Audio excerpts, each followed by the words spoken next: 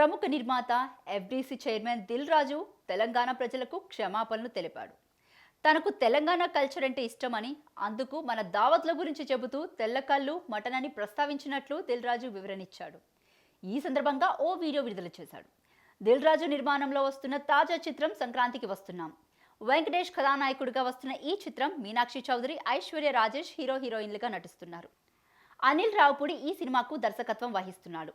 ఈ చిత్రం సంక్రాంతి కానుకగా జనవరి 14న ప్రేక్షకుల ముందుకు రానుంది. అయితే మూవీ విడుదల సందర్భంగా దిల్ రాజు హోమ్ టౌన్ అయిన నిజామాబాద్లో ప్రీ రిలీజ్ ఈవెంట్ చేశారు.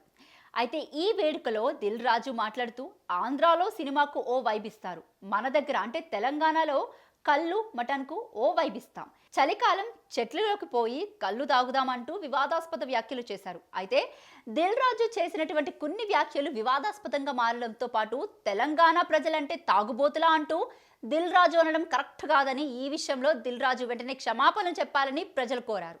అయితే తాను చేసిన వ్యాఖ్యలపై దిల్ రాజు తెలంగాణ ప్రజలకు క్షమాపణలు చెప్పాడు.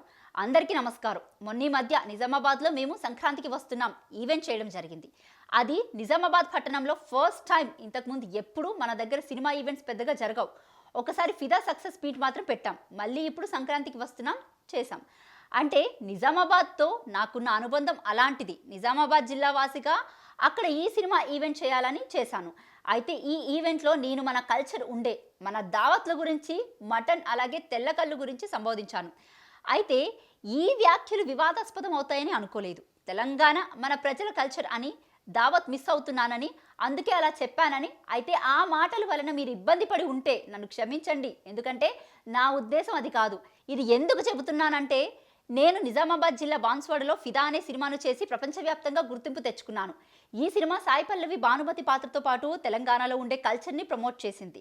తెలంగాణలో ప్రజలు ఎమోషన్స్కి ఎంత వాల్యూ ఇస్తారో అనేది ఈ సినిమాలో చూపించాం. అలాగే రీసెంట్గా వచ్చిన బలగం సినిమా తీసినప్పుడు తెలంగాణ సమాజం మొత్తం మమ్మల్ని అభినందించింది. తెలంగాణ ప్రజలందరూ ఆ సినిమాను ఆదరించి ఇది మా సినిమా అని గుండెలకు హత్తుకున్నారు. అన్ని రాజకీయ పార్టీలు బలగం సినిమాను ప్రశంసిస్తూ మమ్మల్ని ప్రతి ఒక్కరూ స్టేజ్ దగ్గరికి తీసుకెళ్లి అభినందించారు. నేనేం చెప్పాలనుకుంటున్నానంటే, ఒక తెలంగాణ వాసిగా, తెలంగాణని అభిమానించే వ్యక్తిగా నేను తెలంగాణని ఎప్పుడూ తక్కువ చేసి మాట్లాడలేదు. ఈ విషయంలో మనోభావాలు దెబ్బతిని ఉంటే నన్ను క్షమించండి అంటూ దిల్ రాజు చెప్పుకొచ్చాడు.